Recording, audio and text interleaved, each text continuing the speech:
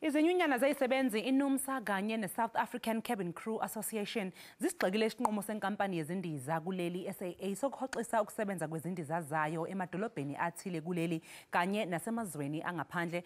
Izolo iSAA imemezele ukuthi izomisa ukusebenza kwezindiza zayo ezindizela kuwowonke amadolobha kuleli ngaphandle kwalezo ezisuka eGoli zilibangise eKapa ekupheleni kwalenyanga uNhlolanja.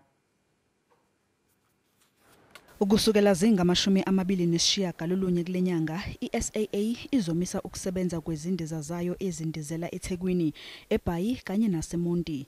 Ithi lesi sinqumo isithathe ibambisene nongoti bezokutakulwa kwamabhizinisi ukuze ikwazi ukwenza inzuzo. Kepha-ke sishaqe abaningi saphoqa ukuthi izinyunyana zezisebenzi zinikele enkantolo ziyofaka incwadi yesivimbelo sokuthi singagunyazwa. Umengameli wenyunyane yezisebenzi iSouth African Cabin Crew Association uthi zingaphezulu kwa-50% izisebenzi zase-SAA ezizolahlekelwa umsebenzi uma lokhu kwenzeka. Okhulumela inyunyane yezisebenzi INUMSA uthi izinyunyana azitshelwanga ngalesi sinqumo zizwe esithangamini sabezindaba. No consultation whatsoever. What was really astonishing for us is that as we were engaging on these news, when they were delivering this message, they issued a statement to the media at the same time. So that tells you that there's been no consultation. Iningi likhala kakhulu ngokumiswa kwezindiza zeSAA ezisuka eThekwini zilibangise eGoli njengoba leli dolobha linesibalo esiphezulu sezivakashi. UNdunankulu waKwaZulu-Natal uSihle Zikalala uthi uhulumeni wesifundazwe akahambisani nalesi sinyathelo.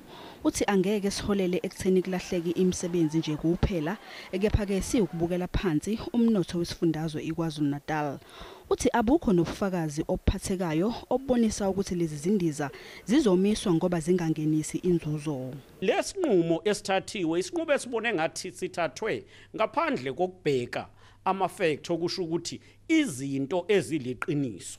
Uma kuthiwa ayikwazi ukwakha imali izigcine ikwibhizinisi iSAA, kungani ezinye inkampani ezifana no-British Airways zikwazi zona ukwenza zize zenze profit? Ngakolunye uhlangothi usomnotho emkhakheni wezindiza uthi iSAA kanye nongoti bezokutakulwa kwamabhizinisi kumele banikezwe ithuba ukuze kubonakale ukuthi ingabe lesi sinqumo sizoba nomthelela omuhle yini ngakwezomnotho.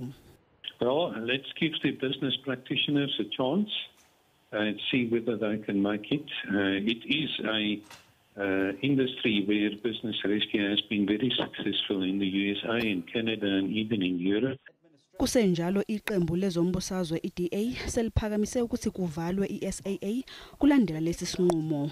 Kuzobonakala ke ukuthi umdonsiswano wasenkantolo phakathi kwezinyunyana zezisebenzi kanye neSAA kulolu daba uyozala ngomoni.